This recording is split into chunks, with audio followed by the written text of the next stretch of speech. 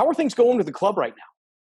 Yeah, it's been interesting times where everyone's very excited about the announcement this week about the return to play tournament. MLS is back in Orlando coming up in a few weeks, so that was a nice kind of shot in the arm for the organization. Our players, our first team, they spent many months cooped up in small New York City apartments trying to figure out how they could keep in shape and just longing for the opportunity to get back out on a fresh pitch and get the ball on their feet and be playing soccer again. So it's exciting for the club, exciting for our team, our fans. I think everyone's very motivated and couldn't be happier that we're getting back to it.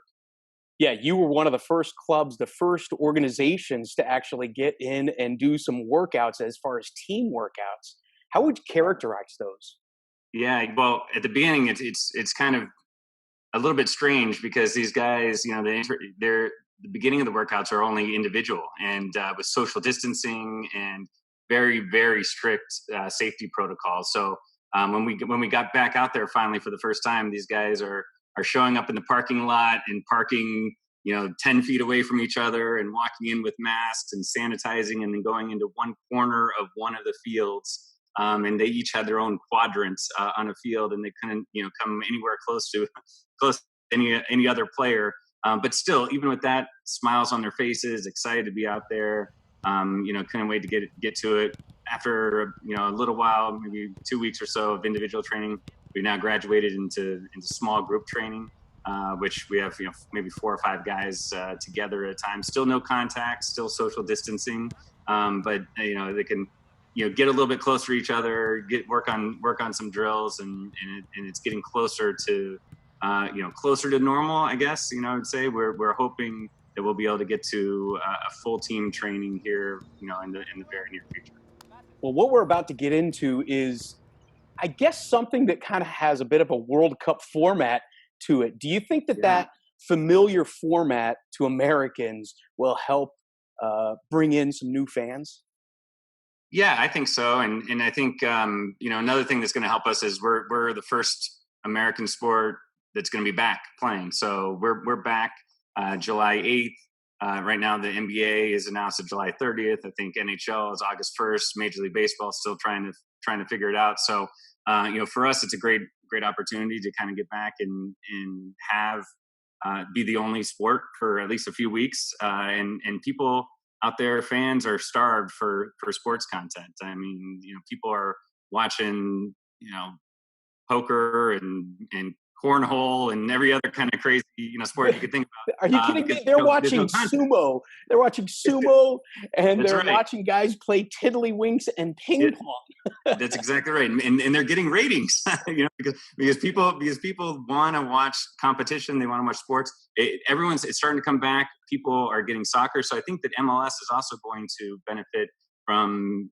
people around the U.S. that have been watching European soccer for a few weeks because that's all that's been on, and then they're going to see our sport, and we're going to be playing every single day, 2 to 3 games a day for 2.5 weeks in this group play. All games are national televised, so we have a great opportunity to gain some new fans. Yeah, absolutely. And because those leagues have already been in action, and we've seen some of the choices that they've made as far as how to interact with fans, how to bring fans into the stadium virtually in a way, have you been able to pick and choose some of the best elements of those other leagues? And how do you expect to incorporate that into what we're going to see?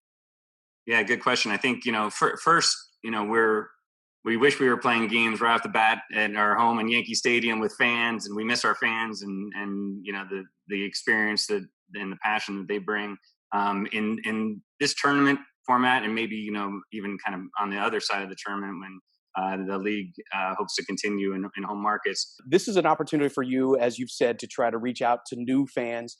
Is it going to be a challenge, or is it kind of in the same vein, trying to appease the current fans and trying to reach new fans? Yeah, I mean, I think, you hit the nail on the head. I mean, there's 2 different groups. We really want to make sure that we're engaging our current fans, our most passionate fans, our city members, and making them feel, every bit as attached to our squad and our product as possible, even when they haven't been able to attend a game in person this year. We started the MLS season with 2 road games, and then COVID-19 hit, and so we hadn't had a chance to play a home MLS game at Yankee Stadium this year, and we're not sure, when or if we're going to be able to. We hope that we will, and it seems that the recovery in New York City is going in a positive trend, which is fantastic. But we still don't know what the situation is. So we really have to focus on our current fans. But we do have this opportunity now, I think, where to gain new fans and sports fans in New York. From July 8th to end of July or beginning of August, we're going to be the only game in town, the only game that only team playing. So we're looking at trying to figure out how do we market, how do we target new fans, and really show off the fact that the caliber of play of MLS. I think people who haven't either been to a game or haven't consumed MLS content over the last couple of years don't have an appreciation for how strong the caliber of play is in our league and how it's grown over the last few years. I mean, even some of our own players and coaches in the league, remark about it's night and day in 2020, the talent and caliber of play versus even. So for those uninitiated, how would you grade the MLS against La Liga, Bundesliga, the Premier Yeah. League? How would those balance? Yeah, I think the league right now feels that there's, I think, a widely regarded maybe top 5 leagues, which are all in Europe. Probably England, Spain, Italy, Germany, France, and then there's kind of that opportunity that we feel that MLS is right there in that second tier, globally, and on this kind of trajectory. So I think that we feel that if we can continue to grow the caliber of play there, and then short term we can be right there just behind those leagues. And then I think our owners and our league office is very ambitious, very aggressive, and in having a path to being over the longer term, one of the top leagues in the whole world. Thank you so much for your time today, and wish you the best of luck, and keep us updated on all these new advancements you guys have coming up. All right. Yeah, absolutely, we'll do. And just if I can, before we part, it's just I think I'd be remiss in just return to play for us is coming at for our league and for our club is coming at it obviously in a very important time in the country's history really right now, and all the events and everything that's been happening both nationally and locally in New York City over the last couple of weeks. And for us, we're looking forward at NYCFC to playing an important role in that important conversation. And it's something that the sport of soccer is, I think, very, very well positioned because we're the most diverse sport in the world in terms of players. We're the most diverse. We're in a diverse city. We have a diverse first team. We have a diverse front office, and so we're going to play an important conversation.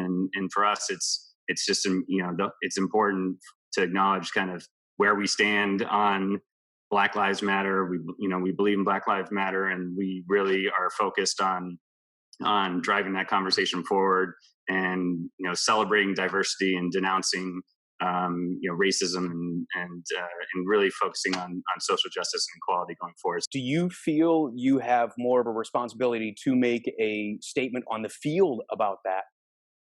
That's going to be something that I think is a player by player choice. I think for us, the league and Commissioner Garber came out and was very clear in their support of players and being able to express their right to peaceful protest if they want to. I think our coach Ronnie Dyla, our team has had discussions about that, and we wholeheartedly support any players what the team wants to do, and with that, I think that we're going to see a lot of that in our league across the world. There, something that I just read yesterday from the Premier League. I think in England you're going to see that be very front and center there, and I would imagine it will be in Major League Soccer this year as well.